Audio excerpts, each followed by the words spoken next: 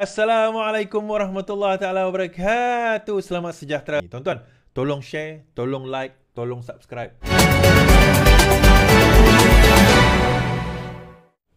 Kawalan sempadan tangani kemasukan kambing murah Thai Mat Sabu. Kementerian Pertanian dan Ketajaman Makanan akan bekerjasama dengan pihak berkuasa kawalan sempadan untuk meningkatkan kawalan bagi menangani isu kemasukan kambing murah dari Thailand. Menterinya Datuk Seri Muhammad Sabu berkata selain mengganggu pasaran tempatan, kemasukan kambing itu juga diragui dari aspek kesihatan kerana tidak mematuhi pemantauan dan pemeriksaan oleh Jabatan Perkhidmatan Veterina. Kenapa kambing dari Thailand begitu murah? Antara sebabnya ia kambing lepas iaitu tidak dijaga, maknanya kita tidak tahu sama ada berpenyakit atau tidak. Masuk pula tidak melalui pemeriksaan JPV.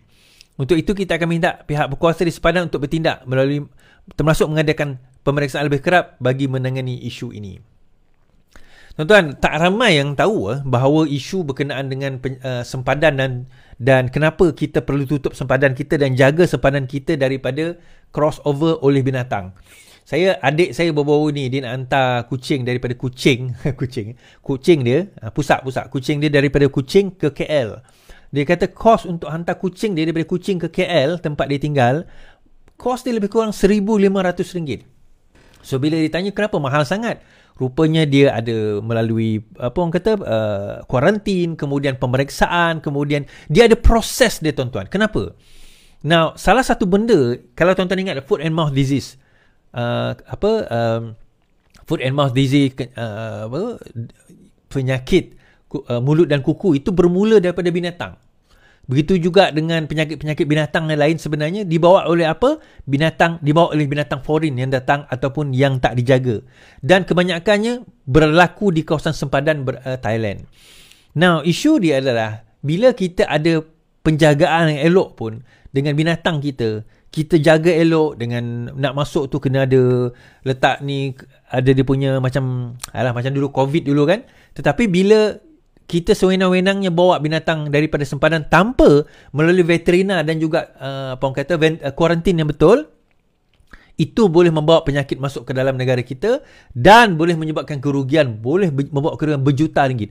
Walaupun seekor kita bawa masuk, kerugian kita bawa masuk tu, kematian dan penyakit tu boleh membawa kerugian berjuta ringgit, tuan-tuan.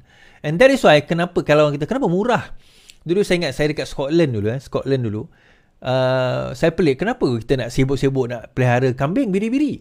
Saya kata masa tu saya tengah hiking dekat Scotland, saya kata banyaknya kambing biri-biri ni. Itu kambing biri-biri. Saya tanya dengan guide kawan saya jugalah, Mak Saleh, kata kenapa? Why there's a lot of sheep here? Why don't you just take this sheep and then sell it? Dia kata these sheep does not belong to anyone. Sheep itu bukan milik sesiapa, dia kata. Dan kambing ini memang secara liarnya ada kat situ. Dan kalau kita tangkap dan sebagainya, berkemungkinan dia ada penyakit dan tidak dijaga. So, dia adalah kambing liar, dia kata. Saya jumpa rabbit, jumpa kambing dan sebagainya kan. So, walaupun kambing tu ada kat situ, memang murah lah. Kalau nak, memang murah boleh ambil. Tetapi kita tak tahu daripada segi penyakit dia, daripada segi, apa yang dia lalui dan sebagainya. Dan kalau dia introduce ke dalam satu kawasan yang memang terjaga, berkemungkinan besar dia akan membawa penyakit. And that is why itu perkara yang sangat dijaga. Bukan setakat sekarang ini, tuan-tuan. Daripada dulu lagi. Siapa yang kerja veterina tahulah, one of my friends kerja veterina. Dia pun cerita pada saya betapa strictnya sempadan kita dengan perkara-perkara sebegini. Jadi, tapi satu juga saya tertarik. Bagaimana kita nak kena sebenarnya berkaitan dengan harga ayam, harga kambing, harga lembu, harga telur dan sebagainya. Dia semua berkait rapat dengan satu perkara sebenarnya, polisi kerajaan.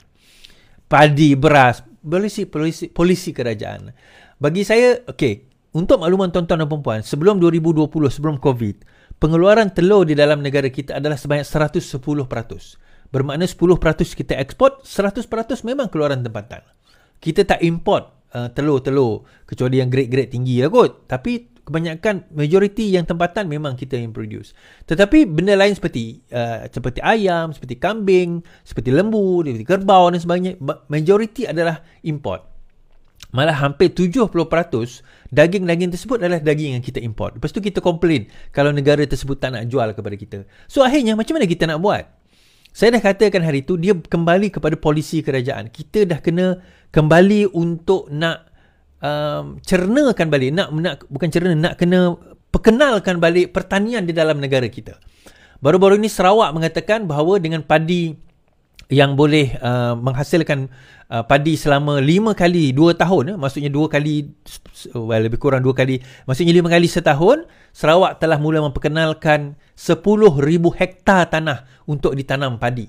So Sarawak akan menjadi satu negeri, mungkin juga salah satu negeri di Malaysia, dia akan jadi self-sustain within the next 5 years. So itu satu polisi yang baik dan kita sokong polisi tersebut.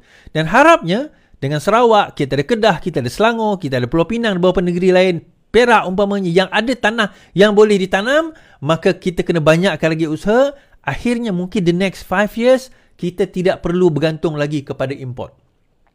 Sama ada daripada segi beras kita, sama ada daripada segi ayam kita, sama ada daripada segi lembu kita dah kena move towards itu. Dan macam saya kata hari itu, adalah lebih baik kalau kita dah mula perkenalkan kembali Universiti Putra Malaysia itu jadi Universiti Pertanian Malaysia balik. Kan? Tuan-tuan yang umur saya mungkin pernah kenal UPM itu sebagai Universiti Pertanian Malaysia. Sebelum ditukar kepada Putra Malaysia. So now, saya rasa mungkin, apa orang kata, tuan-tuan kita dah boleh bagi tahu kepada kerajaan sekarang ini, it's about time. Kita kena perkenalkan balik Universiti Pertanian Malaysia kembali. Alright? Baik.